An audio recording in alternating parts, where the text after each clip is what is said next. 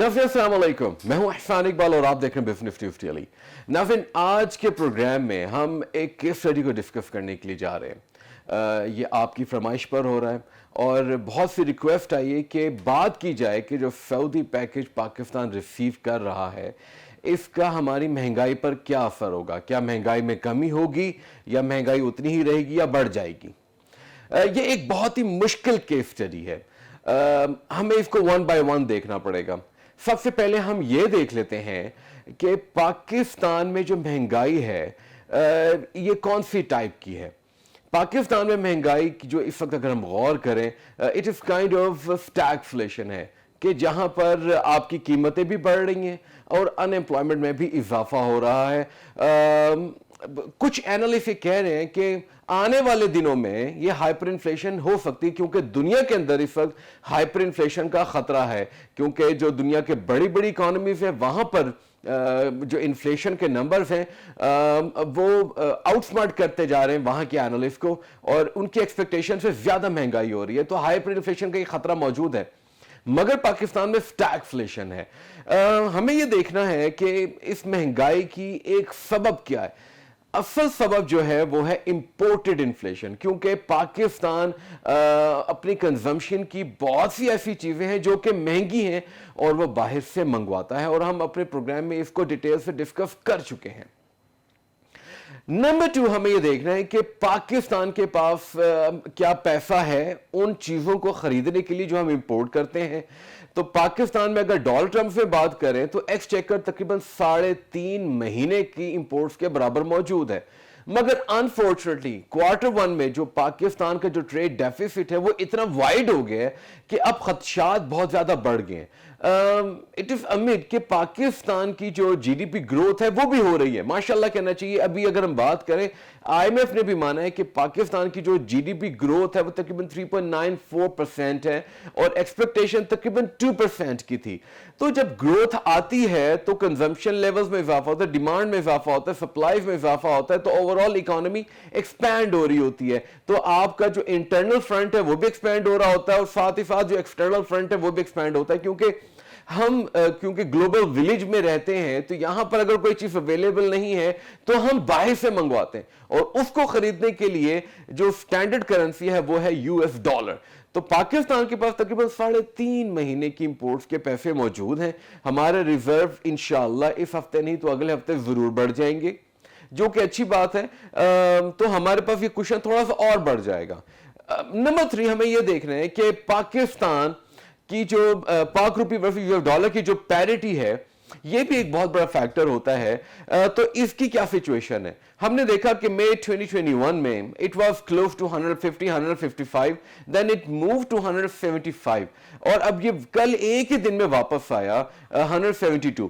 आज के प्रोग्राम की थीम तो बनाना असल में मैं ये चाहता था कि मैं डिस्कस करूं कि कैसे मुमकिन हो गया कि एक ही दिन के अंदर 175 से 172 रुपए पर आ गया डॉलर, और इस पैरिटी में जो अचानक तब्दीली जो कि हम पिछले साल अप्रैल या मार्च के अंदर इतनी बड़ी हमने चेंजेस देखी थी, वो कैसे चेंजेस एक दिन के अंदर आ गई है।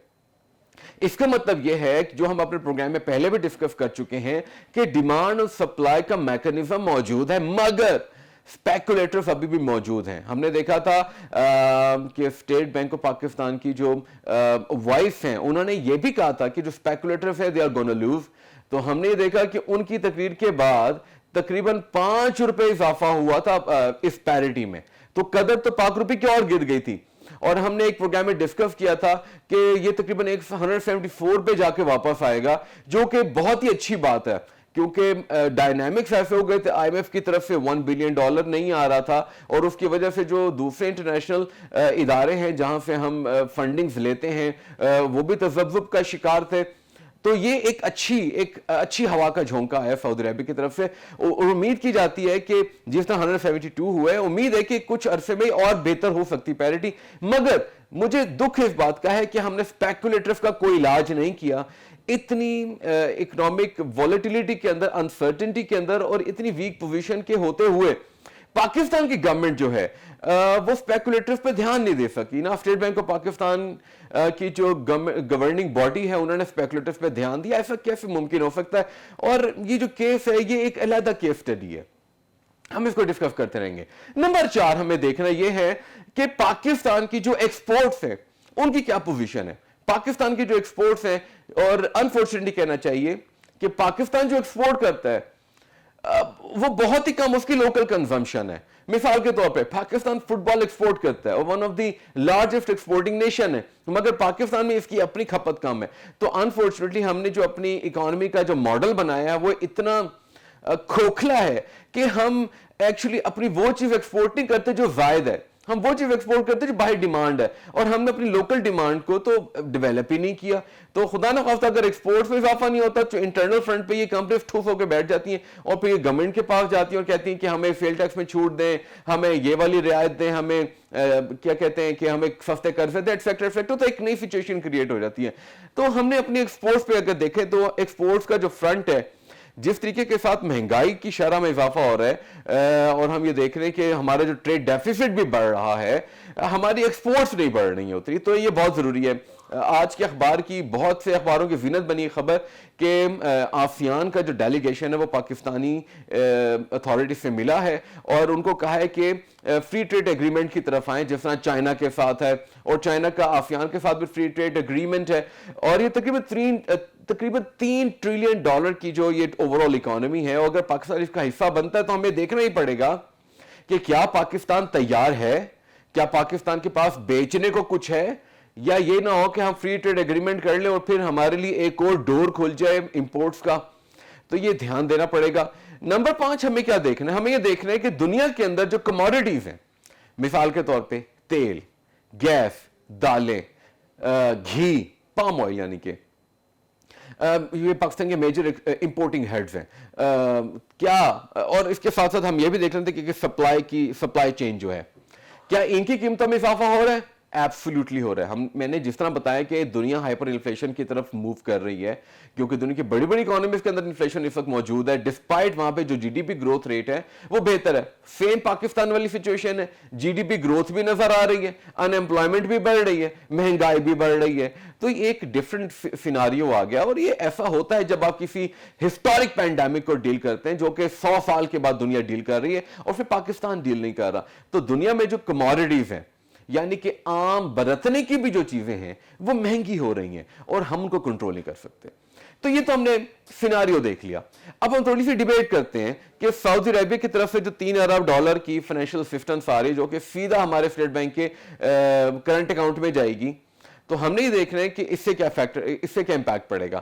اس کا سب سے بڑا امپیکٹ تو ہمیں نظر آ گیا کہ پاک روپی ورسز ڈالر کی جو پیرٹی ہے اس میں نمایاں کمی آئی ہے, یعنی کہ 1% سے زیادہ کمی ہم دیکھ رہے ہیں, اور یہ واقعی نمایاں ہے. نمبر 2, اس $3 بلین سے کیا ہوگا, پاکستان کے ریزرو میں اضافہ ہوگا اور پاکستان کی جو ایکسٹرنل پوزیشن ہے وہ بہتر ہوگی. پاکستان نے قرضے واپس کرنے ہیں, پاکستان کی انٹرسٹ پیمنٹس ہیں وہ پاکستانی کرنی ہیں, امپورٹ پیمنٹس ہیں, تو اس میں ایک کوشن مل گیا آپ کو.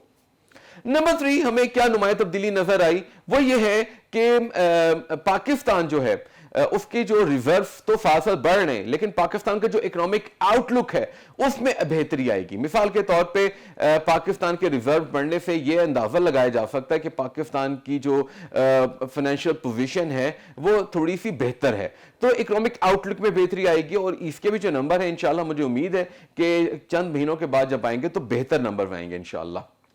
اب ہم دیکھ لیتے ہیں کہ $1.2 بلین کی جو ہمیں آئل ڈیفرڈ پیمنٹس ہمیں کرنی ہے, اس کی بیسس پہ ہم خریداری کر رہے ہیں, اس سے کیا ہوگا, اس سے پاکستان کا امپورٹنٹ ایکسچیکر تقریباً 1 سال کے لیے کنٹرول رہے گا. ہم امپورٹس کر رہے ہوں گے, ہم پیسہ بھی دے رہے ہوں گے, لیکن ادھار ہے ہمارا, تو ہم نے کچھ عرصے کے بعد دینا ہے. اور یہ جو فائنینشیل اسسٹنس ہمیں ملی ہے یہ تب تک ہے جب تک IMF کا پروگرام چل رہا ہے, یعنی اگلے سال ستمبر تک. اچھی بات ہے.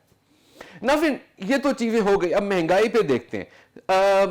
مہنگائی کے لیے ہمیں دیکھنا سب سے پہلے تیل کی قیمت. پاکستان میں تیل کی قیمتیں ہسٹورک لیولز پر ہیں, بڑھ رہی ہیں, اور عالمی منڈی میں تیل کی قیمت کتنی ہے آج تو تقریباً $83 پر بیرل ہے. میں برنٹ کی بات کر رہا ہوں جو پاکستان خریدتا ہے.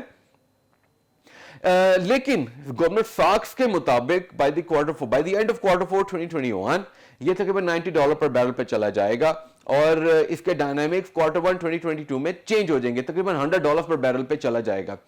کچھ اینالسٹ کے مطابق جو سائیکولوجیکل لیول ہے $100 پر بیرل کا, یہ تقریباً اگلے سال ستمبر تک ہوگا, وہ ان کے مطابق کچھ زیادہ وقت درکار ہے، مگر گولڈمن ساکس کے مطابق کہ ونٹر میں چونکہ گیس کی قلت ہونے کے لیے جا رہی ہے اور اس وقت ونٹر جو ہے وہ زیادہ ہوں گی، ایکسپیکٹڈ ہے کہ زیادہ ونٹر ہوں گی دنیا میں، زیادہ اسٹرانگ ونٹر ہوں گی، جس کی وجہ سے جو تیل کی کھپت ہے وہ بڑھ جائے گی۔ ہم نے دیکھا پاکستان میں بھی یہی سیناریو ہوا، پاکستان میں جو تیل کی ریٹیل قیمت ہے وہ بڑھ رہی ہے اور ہسٹورک لیول پہ ہے، مگر کوارٹر ون میں اگر ہم نمبر دیکھیں تو پاکستان نے جو ڈیزل ہے، ہائی سپیڈ ڈیزل تقریباً 26% زیادہ کنزیوم کیا اور پیٹرول جو ہے تقریباً 14% زیادہ کنزیوم کیا۔ ابھی جو لیٹسٹ نمبر اس مہینے کے وہ تو ابھی ظاہر بات ہے کچھ دنوں کے بعد آئیں گے، پھر ہم اندازہ لگائیں گے کیا ہوا، مگر پاکستان میں کھپت بڑھ رہی ہے اور گورنمنٹ نے بھی کہا ہے کہ آپ نے اس دفعہ گیس کی جو کنزمپشن ہے کم کرنی ہے، اور آپ نے اگر آپ مثال کے طور پہ اگر الیکٹرک گیزر استعمال کرتے ہیں، سوری اگر آپ گیس پہ گیزر یا استعمال کرتے ہیں اس کو الیکٹرک کر لیں، اگر آپ گیس کا چولہا استعمال کرتے ہیں اس کو الیکٹرک پہ کنورٹ کر لیں، اگر آپ گیس پہ ہیٹر استعمال کرتے ہیں اس کو بھی الیکٹرک ہیٹر میں کنورٹ کر لیں، تو اس کا مطلب یہ ہے کہ پاکستان میں بجلی موجود ہوگی۔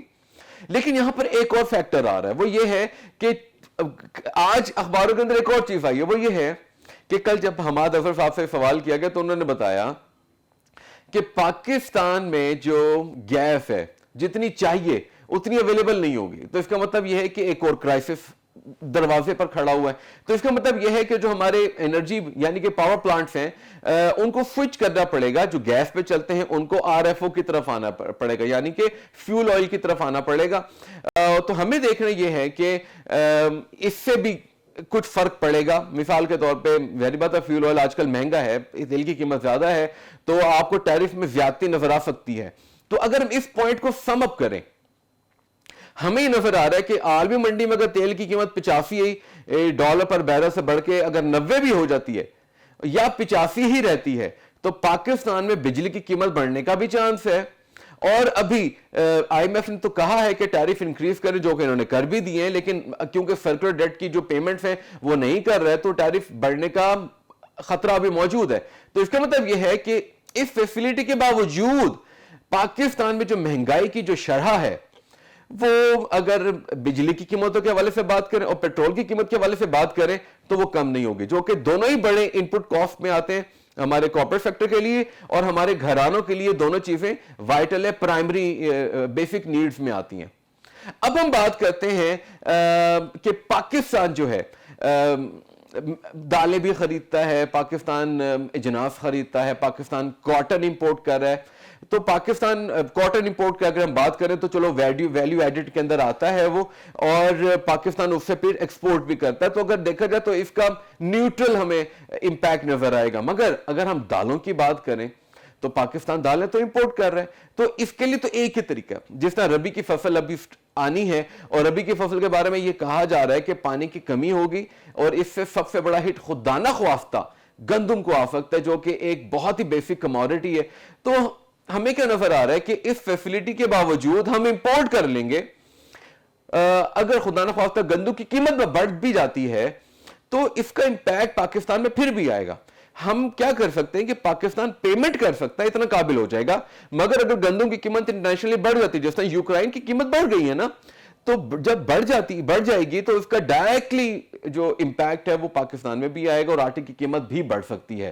بہرحال حکومت کی طرف سے دیکھا جا رہا ہے، کوششیں کی جا رہی ہیں کہ اچھی فصل آئے، اور ہمیں اللہ سے دعا کرنی چاہیے کہ فصل اچھی آئے، نہ صرف گندم کی، چینی کی، دالوں کی، چاولوں کی، تاکہ یہ جو عام برتنے اور عام کھانے پینے کی جو چیزیں ہیں یہ مہنگائی کنٹرول ہو سکے۔ اور پاکستان میں اگر غور کریں جو مڈل کلاس کے اندر جو لوور مڈل کلاس اور جو غریب طبقہ ہے اس کا بہت بڑا جو بجٹ ہے وہ ان کموڈٹیز کی طرف جاتا ہے، یعنی کہ آٹا، گھی، چینی کی طرف جاتا ہے۔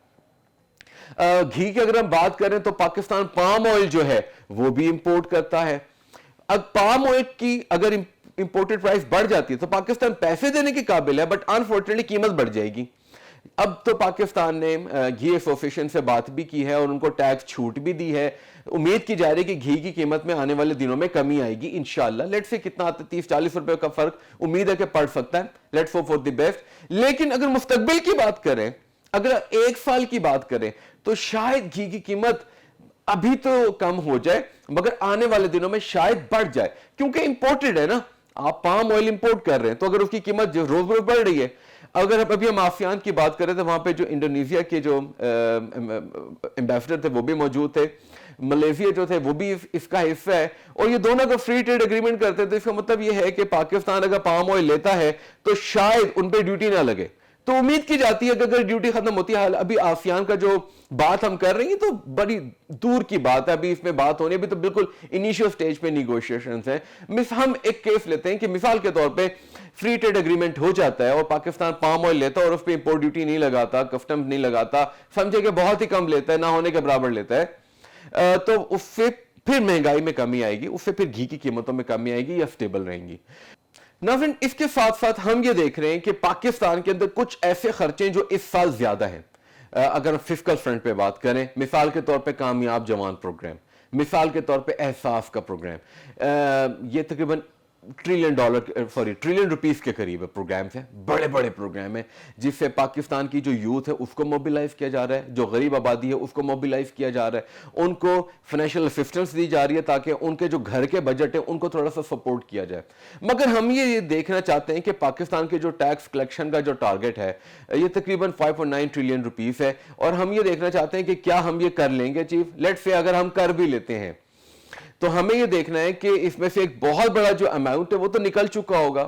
ہم نے تقریباً اس کوارٹر کی بات کریں تو تقریباً 175 ارب روپے زیادہ اکٹھے کیے ٹیکس, ڈسپائٹ ہم نے پیٹرولیم لیوی کو کم کیا, اور پاکستانیوں نے تقریباً اس کوارٹر میں 600 ارب روپے سے زیادہ کا تیل خریدا ہے, مگر حکومت نے ٹیکس کم کیا.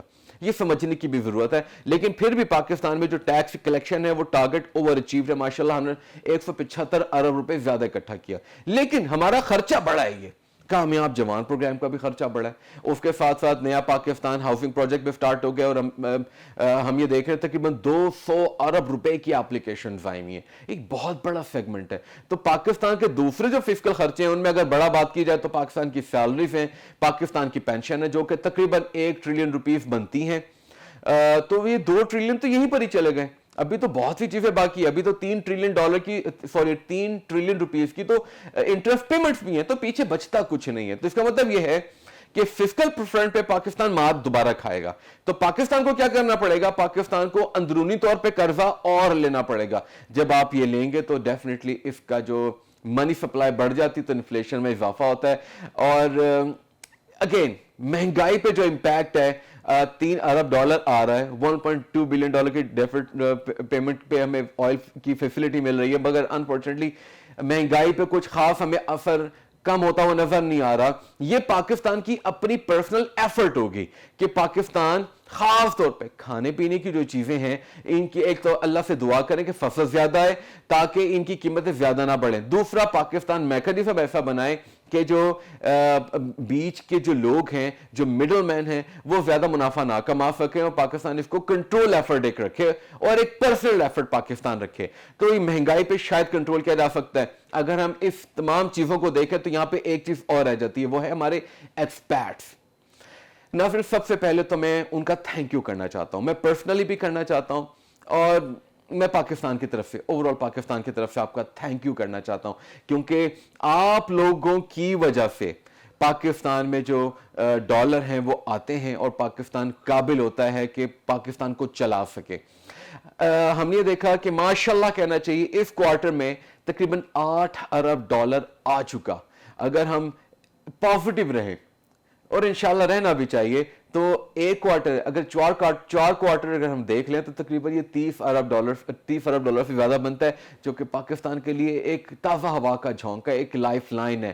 تو یہ بہت اچھی بات ہے. تو ایکسپیرٹ کی جو کنٹریبیوشن ہے وہ ابھی بھی ریکوائرڈ ہے.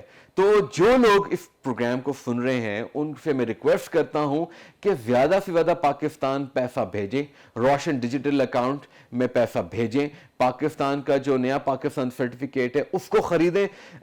دو اس میں جو انٹرسٹ ہے وہ شامل ہے, میں آپ کو انٹائس نہیں کرنا چاہتا, مگر یہ پاکستان کے لیے ضروری ہے. آپ اس کو خریدیں, اس میں انویسٹ کریں, اس سے پاکستان کو بہت فائدہ ہوگا. ناظرین, اگر ہم آج کے پروگرام کو نٹشل کر لیں تو میں خلاصہ نکال سکتا ہوں, اور یہ میری پرسنل اوپینین ہے. میں یہ نہیں کہوں گا کہ کل کو سچویشن ایسی ہی ہو جائے گی. ڈائنامکس بدلتے رہیں گے, جیسے جیسے ڈائنامکس بدلیں گے ہم اپنی اس ٹاک کو, اس ڈیبیٹ کو اپڈیٹ کریں گے اور آپ کے سامنے لے کر آئیں گے. تو نٹشل یہی ہے کہ ابھی جو سعودی عرب کی طرف سے $3 ارب کی فائنینشیل اسسٹنس اور $1.2 ارب کی ڈیفرڈ پیمنٹ پہ جو تیل خریداری ہم کر سکیں گے, اس کا مہنگائی پہ اتنا امپیکٹ نہیں آئے گا, مگر اتنا ضرور امپیکٹ آئے گا کہ پیرٹی, پاک روپی وسیع ڈالر کی جو پیرٹی وہ کم ہو جائے گی, ہم امپورٹس کرنے کے قابل ہو جائیں گے. اور اگر مہنگائی ہوتی ہے, تیل کی قیمت بڑھتی ہے, پام آئل کی قیمت بڑھتی ہے اور زرعی اجناس کی قیمتیں بڑھتی ہیں, تو پاکستان کو خریدنے کے قابل ہے. اور پاکستان, امید کی جاتی ہے کہ پاکستان اس کو پرسنل لیول پہ کنٹرول کرنے کی کوشش کرے گا, حکومت اس پہ اور زیادہ دھیان دے گی. لیکن اس کے ساتھ ساتھ ہمیں اللہ سے دعا کرنی ہے کہ ہماری فصلیں اچھی ہیں تاکہ کھانے پینے کی جو انفلیشن ہے وہ نہ ہو.